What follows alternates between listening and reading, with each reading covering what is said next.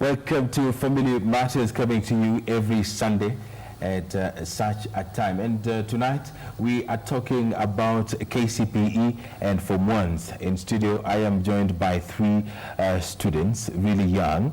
They did their KCPE and passed with flying colors, and they're waiting for the calling letters to proceed to secondary schools. There is a lot that is expected of them, and they also expect a lot. So tonight we are picking the brains, knowing about their school life and what they expect, and what do they want to become when they grow up. So I am joined by Meshak, Christine, and Victoria. Yes, from Bridge International. Yes. Meshak, where is your school? My school is in Gicagi, Westlands District. All right. Kangemi. And Christine? My school is in Malindi. Malindi. Yes. And Victoria? My school is in Lamu. So, you guys are among the group that finished class 8. Let's start with you, Meshak. How many marks did you get? I scored 420 marks. Wow. And you, Christine? I scored 408. That's like mine was not even close to what you got. And Victoria? I scored 403 marks. All right.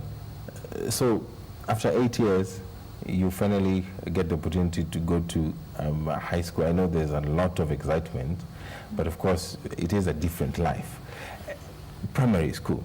And this is a stage that most of us have been. How was it, the 8 years? It was not easy. Like, for me, in Lamu County, we were not a lot of girls in class. Most of the attendance was boys. And the main challenge was that the boys, they indulge into drugs. So, like in the morning, they'd come and sit. Most of them sat behind me.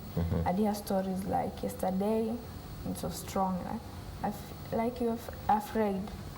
These are my classmates and they're in drugs. I'd like to help the boys in Lamu County to stop indulging into drugs, and the girls to start going to school. All right. And Christine, how was it for you, the 8 years? Well, the 8 years were not a walk in the park. Well, there are so many challenges we had to face. Some of the challenges are like early pregnancies, poverty, and drug abuse. All right. And that is Kilifi County. Yes. There was a lot that was being said about Kilifi County, and we're going to talk about how you managed to get through it all. Meshak, Gicagi is just close by. It is next to the biggest town that we have in the country. So to you, how was it, and how did you manage to get all these marks? Well, Gicagi, Yes. I had ups and downs. Times our homes got robbed. Times we went out without lunch, but it's good. We had good neighbors. And also, my parents also broke that put pressure in me. You put the microphone, yeah, like that. I had a tough time studying. I thought our studying life was ending and all that, but I was able to overcome it. All right. Yes. So, Victor, what kind of a family do you come from? Come from a single family in Lamu. My mom is an artist. We are 4, the rest are adults. And I'd say life was not smooth. After the 2013 Al-Shabaab bombings, tourism in Lamu dropped. It was like Lamu was dead. My mom is an artist, so most of the money she gets from art. 2013, I was in a different school.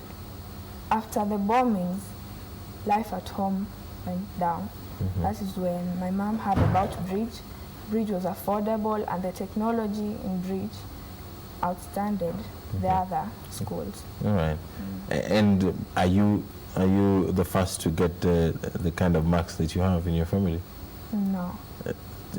How many siblings do you have? 4. 4. Yeah. You're the last one. Yes. And the first one, why is your first one? firstborn is here in Nairobi. What's his name? Is that he or she? She. What's her name? Rukia Karinen. All right, and then the second one? The second one is Amina Karinen. She is also here. Working? Yeah, working. All right. And Abdul Karinen. All right. He is in Eldoret. Working as well? Yes. Oh, so you were the last one? Yes. And not so much pressure is on you, of course. Because last ones, we do tend to look up to our elders. But Christine? Yes. Kilifi County, I am a last born as well. Kilifi County has been mentioned as one of those areas where the girls are finding it very hard to cope, very hard to stay in school. Yes. How did you manage? Well, my mom had several talks with me.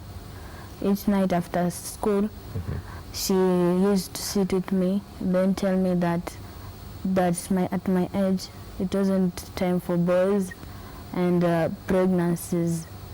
So in my home area, so many girls have been impregnated, and right now they have given birth, and they are suffering to get some money to take care of themselves and the kids that they have given birth to. Well, I decided that I did not want to be among those girls, so I wanted to work hard, have my own job, then the time for having babies will just come at its own time. All right, that's good. Meshak, Form 1 next year, I think by early January, the government has figured this out. Which school did you want to go to? Well, I would like to go to Machakos Boys High School. Why? I had a liking for it. Okay. Yes. And then 4 years, after 4 years, of course, we do expect that you're going to pass. What do you want to be when you grow up? When I grow up, I would like to be an electrical engineer. First of all, I was interested to it when I was little. That's when I saw things like light, these bulbs, televisions. I was wondering, how do these things come to be? That's when I decided one day I would like to invent something or improve something, these things that we have available next to us. So when I'm growing up, especially in this holiday, I would like to go to one of those people, engineers or these people work in those kinds of jobs, so that I can learn from them. Is there anyone in your family who is an engineer? No, there is no one. How many siblings do you have? I have one sibling. He's in high school. She's in high school? He. Oh, it's a he? Yes. All right.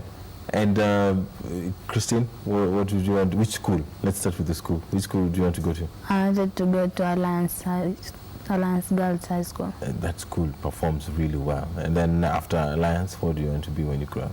I wanted to become a pharmacist. A pharmacist? Why a pharmacist? You see, so many people go for doctors and nurses.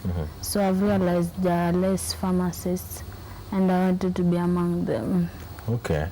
And Victoria? I'd like to be an architect. Say I want to be an architect because of the structures, and I got inspired by my mom. She paints, so the structures and painting, they are a bit similar, and I'd use some math skills. All right. Yeah. And high school? Which high school do you want to go to? I'd like to go to Kenya High School. Okay. You guys, you have an idea of what high school is. When I went to high school, my mom was the only person I knew in that compound that day. So when she was leaving, you know, I felt alone, and I felt like I just cannot survive. It was really windy that day. It was an environment that I'd never been in, because from primary school I used to go home, and then in the evening, in the morning I go to school, but I know at the end of the day I'll go back home. It was one of the hardest experiences that I've ever had. So how are you guys managing this? Because at some point it will start to sink in. I know it is just excitement. Are you excited? Yes. And are there like thoughts that probably this is something that I've never experienced before? How am I going to handle it? You know, like peer pressure, that's what I'm a little bit afraid of. Yeah. But you guys have been in school for 8 years. There is peer pressure in primary. Am I wrong? Yeah, but you can go back home to your parents. As in secondary, there's no one you know there. Right.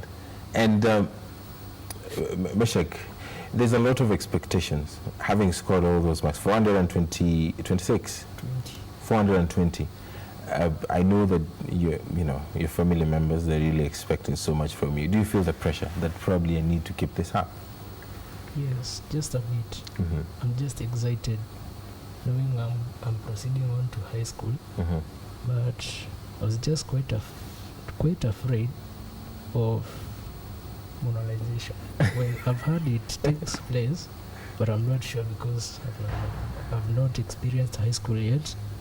But I thank our teachers and our academy manager. They have taught us, they've given us the mentorship on how to cope with high school life. All right. And Christine, we're winding up. Christine, any thoughts about high school? In Form 1, January will be when you're beginning. Are you afraid? No, I'm really excited because I love experiencing new things.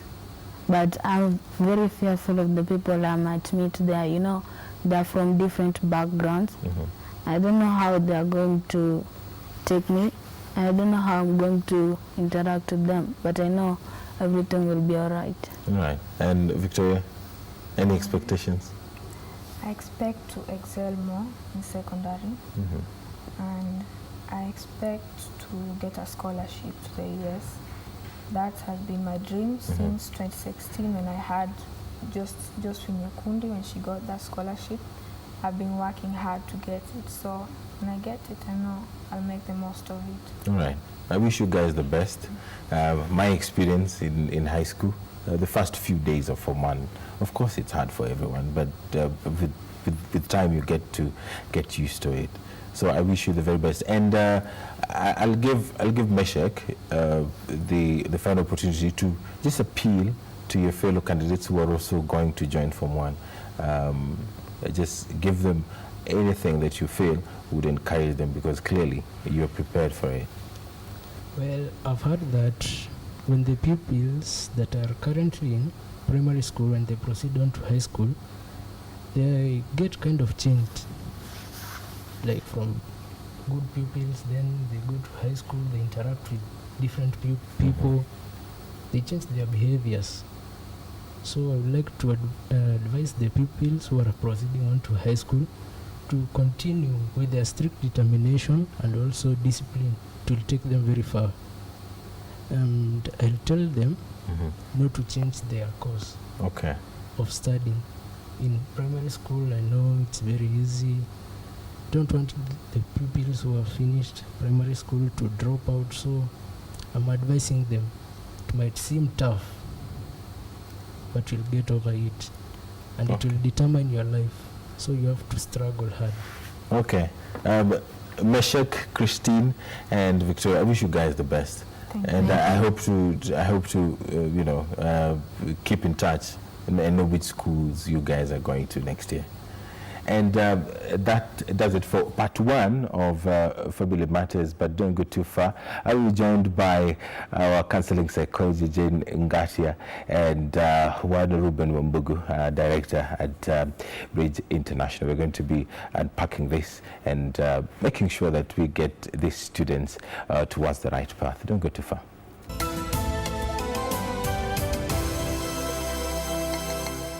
Welcome back to Family Matters. Right now, I am joined by resident counseling psychologist, Jane Ngatia, and the director of Bridge Schools. His name is Reuben Wambugu. I got it right? Correct. Welcome. You have quite bright students. Thank you. Do you handpick them, or what happens?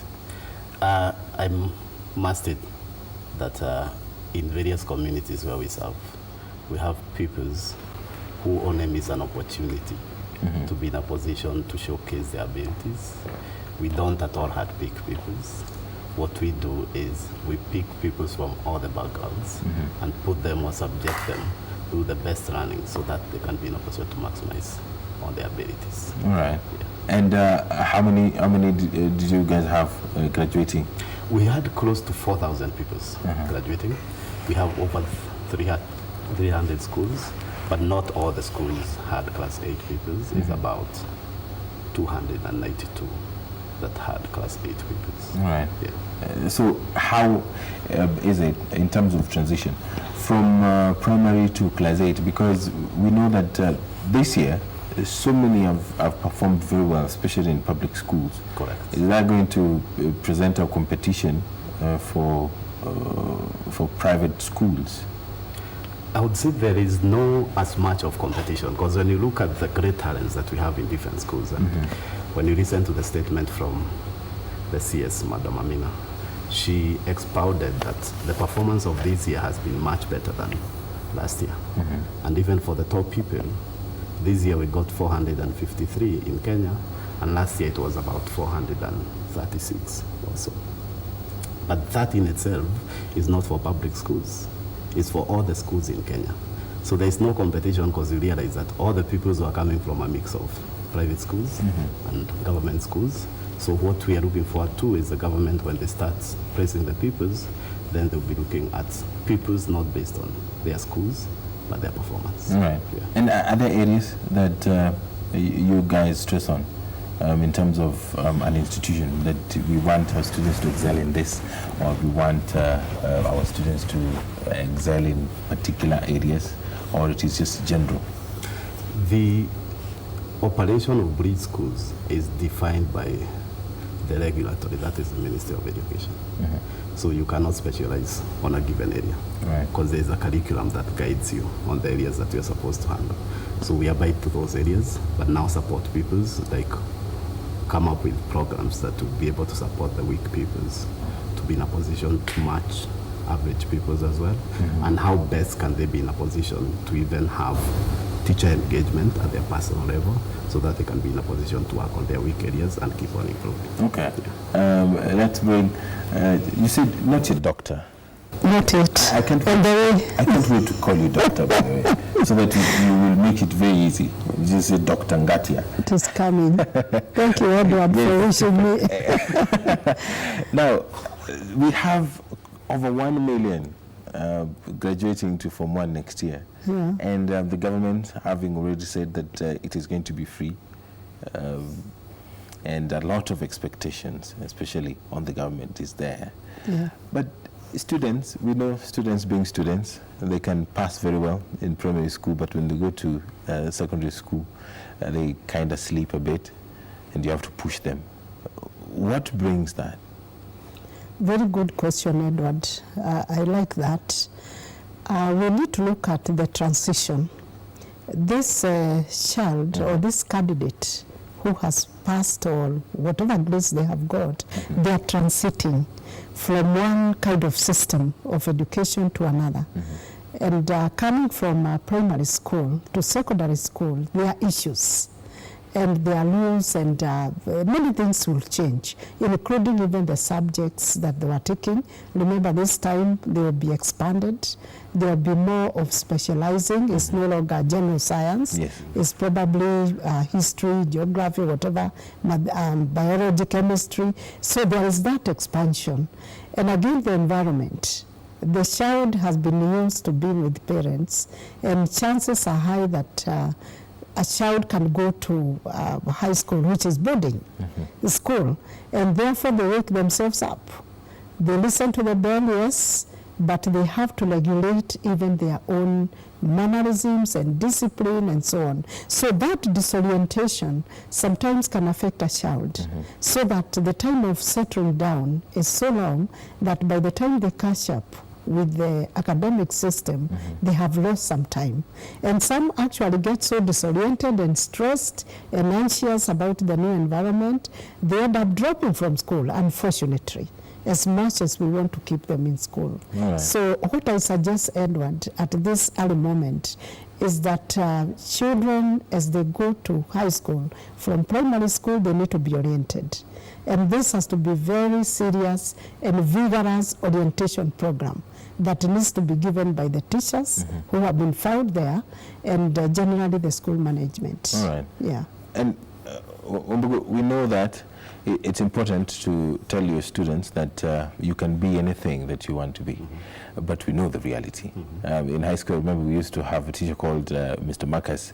He used to ask us how many would want to go to the university, and then we would be like, all of us. And then he was realistic enough to tell us that some of you will go to universities, others will go to technical colleges, and others would want to specialize in other areas. So how do you make a student alive to the fact that sometimes you might want to be a doctor, but there are other plans that also come along the way? I would break it down differently, and I want to start from primary school level is the foundation of a child learning. And what you ought to be preparing a child is there's still another level of schooling that you have to go through that will also help you to make the best career choice, and that is the secondary schooling. I'm happy that the president has confirmed that all the people who graduated in primary would be going to secondary school, whether it's national or whether it's extra county. So the best you could be doing is helping the pupils to be able to understand that they need to start thinking of a different environment in which they will be able to go ahead and learn more on how to specialize and go into the various professions. It's still too early to say that what they want to be now is what they will be. But when they go into secondary schooling, they might realize that I even have a different talent, and that is what I'm going to be. So it's time, there's still some time to change, and that is the window in which they'll be able to see, when I'm in secondary school, can I be in a position to specialize more into a given like math subject, because I'm good when it comes to maths, or if I'm very strong in literacy, can I go into literacy and I can align myself to go to a given profession. All right. Ngatia, parents know best. And we have parents saying that I want my daughter to be a doctor, I want my son to be an engineer, but the son or the daughter has other plans. How can parents make sure that everyone goes home happy? Okay, that's interesting, Edward. And I think you always ask interesting questions. Now, the first thing that can also be very sad about this is parents sometimes want to live their career in their children. They want to say through, probably I wanted to be a doctor, that doctor that I'm persuading my child to be. They may be qualified for that training or they may not. But the baseline is, does the child have interest in what I'm telling them to be?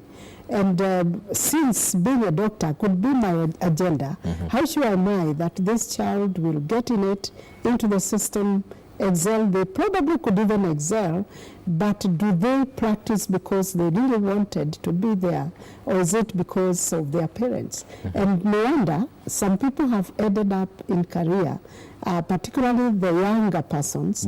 And we are talking about our youth now because they are the ones we are looking forward to.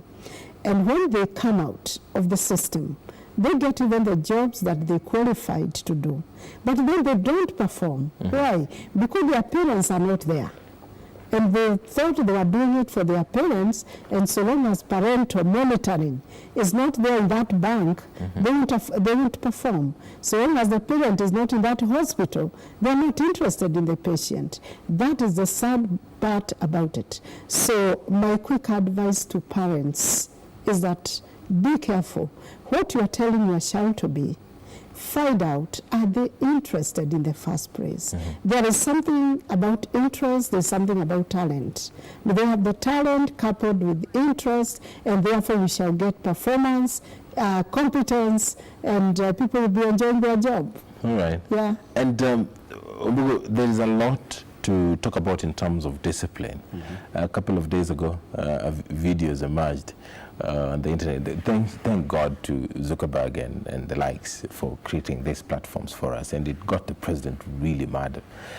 Students, howling insults at the authority, and going to the extent of saying that we have cheated. How would you feel when you see a student that has gone through a system such as yours insulting the authority like that? I must say, when I got hold of that clip, it was a very disturbing moment for me as well, to even think that people who just graduate, actually they have not graduated, who just sat for KCSE could go ahead and engage in such practices. Because what that shows is that there was no guidance that would be expecting in terms of even how to carry yourself after this exercise. And one thing that you need to do is, as a teacher, as a school manager, is to be able to prepare your pupils on the expectations of every stage of learning. What happens is, I recall back in my days as well, when I was in primary school and secondary school, what used to happen is when students clear the exams, there's that excitement. I'm done with this stage of learning. But how do you contain your excitement such that you're preparing yourself to be a better person as opposed to be in a position to subject yourself into the wrong side of, like now it's the wrong side of the road. And that starts very early in the stage of learning. For instance, if it's in primary school, we would be starting to talk to people at class 8 in terms of the expectation of secondary school. You need to start that quite early, like in class 6. Be able to mold them, be able to nurture them, that you know what, you're just about to go into another stage, and this stage will require you to have A, B, C, D. And that is how you build them. That is how you start designing their thinking, knowing that this is not the end of it. It's just the beginning of that journey. All right. So, do we always end up with a very good fruit basket, or there are some fruits which we have to take care of? And how do we ensure that as much as we are removing, and I'm using symbolism for a purpose, how do we ensure that these bad fruits, we don't throw them away, but we ensure that we have a way of bringing them back to the basket, hoping that they do not spoil the already, good ones? I like the way you're putting it, Edward. The first thing is going back to the question you had asked Mr. Director here, is there's something we call integrity. And integrity is what carries us through. Academic excellence is not all. Because if we don't have the integrity to be able to know that we need to respect authority, we need to be morally upright, we need to serve with diligence, and we need honesty. Without those virtues plus others, it is very difficult for a person to fit in society, wherever they go. And therefore we need people who are able to uphold that integrity wherever.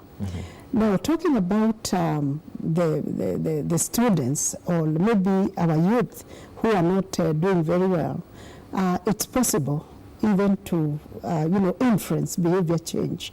Somebody said that behavior is learned. There are 3 stages about it. Behavior is always learned. Behavior can be unlearned, good or bad, and can be relearned. So we cannot throw away our children. Those ones who don't seem to have integrity, they don't seem to have what I may call manners in society standards, they can still be streamlined. And actually, Edward, I would even suggest, why can't we teach those virtues and examine them?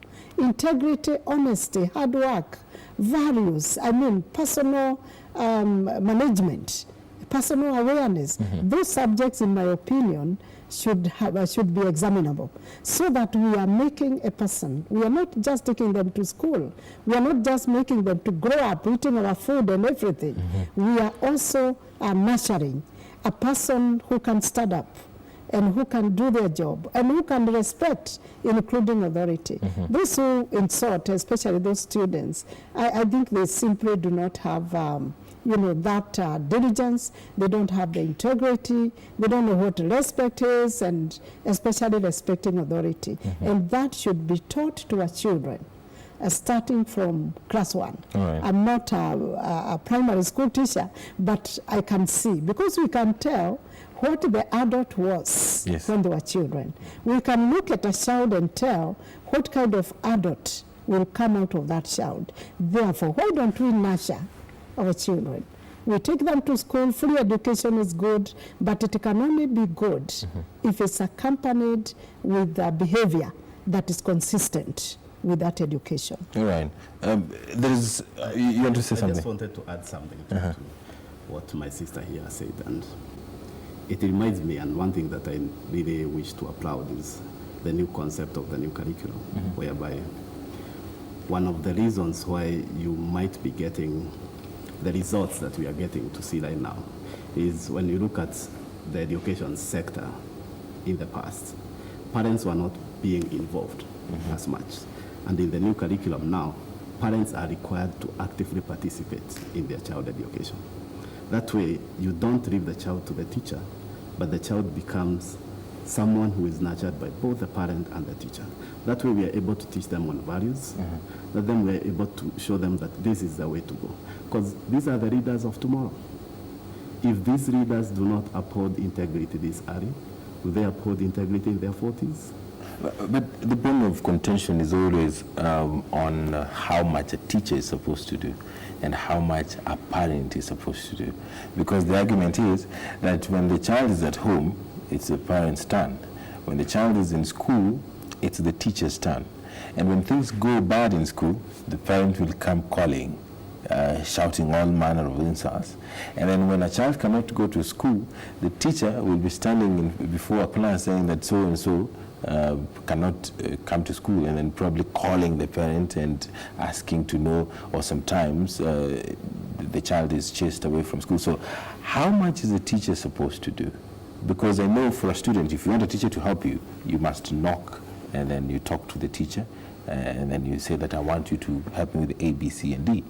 But isn't it supposed to be that probably a teacher sees the value in a student that he or she does not see, then trying to, wake up those elements that he or she think will help that child? A great question. I look at it in a way of a life cycle.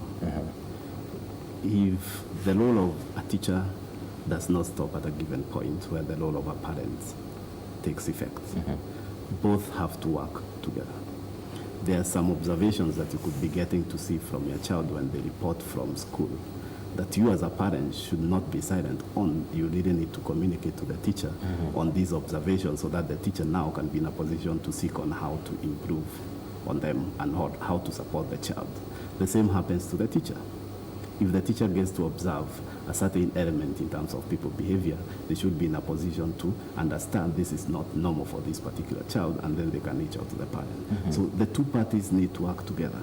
There is no way we can leave any of this responsibility to say that, you know what, as a teacher, it's 5:30 or it's 4, the child has left to the house, my role ends at that point. I won't even follow up on anything that might happen or happened during the day. That was my responsibility. Now it's the responsibility of the parent. So all needs to work together. And that way, you'll be building a people whose journey has some continuity. Because what happens is, if any of that journey is not complete, then it means the other journey cannot also get to its destination. That people requires the parents, that people requires the teacher, and both of them needs to work together. The school has a huge role also to play. Because remember, look at the current society today. What amount of time do parents get to spend with their children? Most of the time, the child is in school. They get to meet for a few hours in the evening and a few hours in the morning. So the teacher has a key role to play. But that teacher requires the support of that parent to be able to get them to move. Because the teacher also, in addition to getting to teach the people on curriculum, they're not just supposed to be academic excellence. They're supposed to be nurturing that people in terms of what does the society expect of you. Are you going to be a better leader when it gets to 5-10 years after you get to graduate to go to the next level? And the difference is, if that teacher gets now to understand and interact with these people, and the people feels open and confident that whenever I have a challenge, I can go and knock to every other teacher door and express my views openly.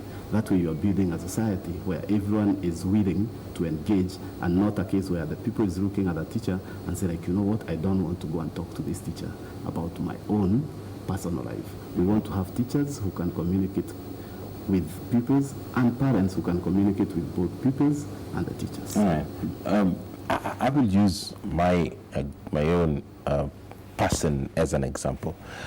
When I joined Form 1, there are subjects which I found really difficult. Physics was one of them, and chemistry was also one of them. But I had to do chemistry because in my school it was compulsory. And that was good for you, Edward? I kind of doubt whether it is helping me right now for chemistry, but mathematics, which was also compulsory, it happened that I did not enjoy a good relationship with my teacher. I didn't see my teacher as someone whom I can approach and talk to. And that affected me. I'm not blaming the teacher, but I'm blaming the fact that I could not confide in my teacher and tell my teacher that I'm finding it difficult to understand A, B, C, and D. So how is it important for students to know, especially those who are going to join Form 1, like the likes of Meshak and Victoria and Christine, how important is it for them to know that you can approach a teacher and be as sincere as you can so that it helps you? Oh, always good questions, Edward. There's something we call positive attitude. And somebody said that over 70% of our success in what we do is based on attitude. If I am positive about achieving a particular goal, chances are almost 90% plus that I will achieve what I'm looking for. And therefore, every student, there's no subject that is not doable, okay, so to speak. So that positive attitude is very important. But it will not just happen, because there needs to be the teacher on the other end who is telling the pupil or the student at their different levels that they will make it. Because that teacher who is teaching the subject managed to be a teacher by virtue of doing well in that subject, meaning he or she can also make teachers of mathematics in the same subject. So it is manageable. But what probably kills most of our pupils and students is the attitude that somebody said is very difficult, like Edward has just said. So it's not possible to do, but you didn't say it's difficult, you said it wasn't very interesting. I was very careful. Yes, so now, the teacher also needs to be highly motivated. Actually here, there's something like a Tipa effect. There's a causal factor effect. So that if the teacher is motivated, and I think that's upon the school management, the government entirely, to ensure that the teachers are highly motivated. Because once a motivated teacher comes into contact with a student, then they are able to motivate them equally. And then we have that Tipa effect, that the teacher affects the student is able to perform and excel. But when one party is demoralized, either because they are not happy at their job, or they just have other problems that need to be checked, then there is that downfall kind of effect. But otherwise, students will normally not do well in some subjects because of the attitude as first thing, and then the motivation level. They need to be pushed a little, put into the tunnel, and then there they go. They just move through. Okay. Yeah. And as we wind up, Wambugu, there is, I'll take you back to what we talked about, the expectations that someone wants to be an engineer, another one wants to be a doctor, and with reality very close. From a teacher's point of view, how do you look at a child and see that this student is strong in this particular area, and this one is also strong in this particular area? How do you harmonize it in such a way that by the time the child is done with that particular stage, high school is 4 years, by the time the child is done, he or she knows that the teacher was trying to direct me towards this particular direction, and I think it got to some point where I grasped what the teacher was saying? Good question. I think there are a few things that I would say, and when you look at the great pupils that we had as well, there are a number of things that we put in place to support our teachers as well. One is, I would say, for instance, if you want to be an engineer, you have to be good in maths. Not so many people do like maths, the way you said you didn't really like I didn't physics. understand. That was like what I used to love best. And the concept that you can adopt as a teacher, and what we also try to do, and we do it very well in our schools, is like, for instance, if you have peer-to-peer learning, it helps even those who might be weak in a given subject to like it more. Because a subject like maths, there is a study that has been done that when you have pupils teach other pupils maths, the other pupils are more likely to like that subject as well. And what we support our weak pupils with maths is we have the strong pupils to even go into even junior classes as well during their free time to talk to pupils about the ways in which they can be in a position to undertake a maths lesson.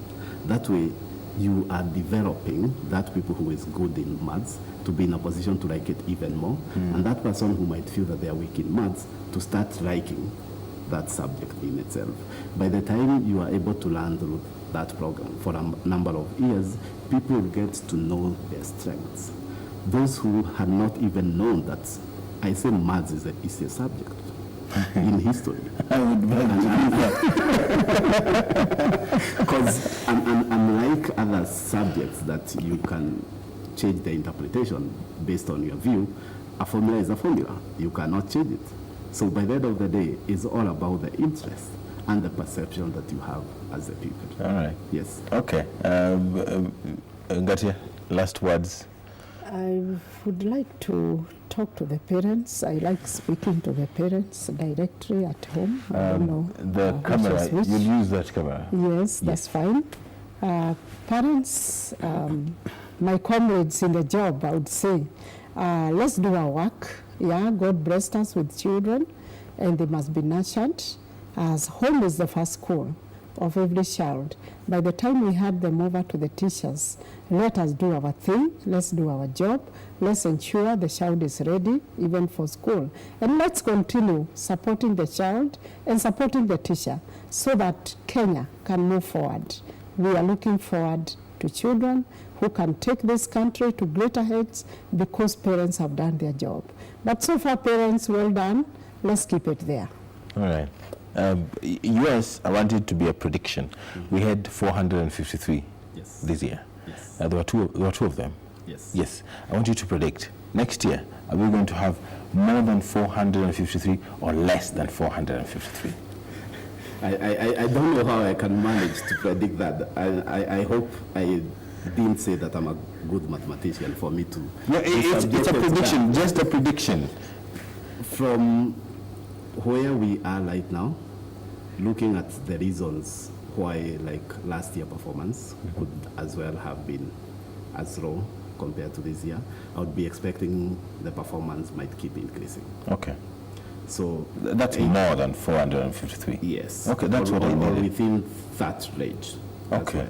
But what I would also want to say is that there is a lot that is going into schools right now with the support of the government and private stakeholders. And that is the reason why I'm also supportive that as we go into 2019, the results will be much better. The kind of exam malpractices that were there in the last 2 years or back, they are not there anymore. And that is the reason why I'm saying I'm hoping we'll keep on improving in terms of our people's performance, being that we have already laid a foundation that helps each and every other people, regardless of their background, to be in a position to achieve the best. Okay. Yes. So I hope we managed expectations tonight. Yeah. All right. That does it for us. Thank you very much, Jen Ngatia and Reuben Wambugu. Of course, I wish you guys the very best. And I know that with time, we'll get to have students who know what they're doing, and when they go to high school, they get to, have a feel of it and know what they want to be. Thank you. And that does it for us for Family Matters for this week. My name is Edward Kabasa. On behalf of my sign language interpreter, Wusel Bashar, have yourself a very wonderful evening ahead. And remember that tomorrow the Blue Economy will be taking place. And KBC Channel 1 is your partner in this. You can stay up to date with the conference. 180 countries are going to be represented in that particular conference. Over 14,000 delegates. It is one of the biggest conferences to ever take place in this area code. Good night.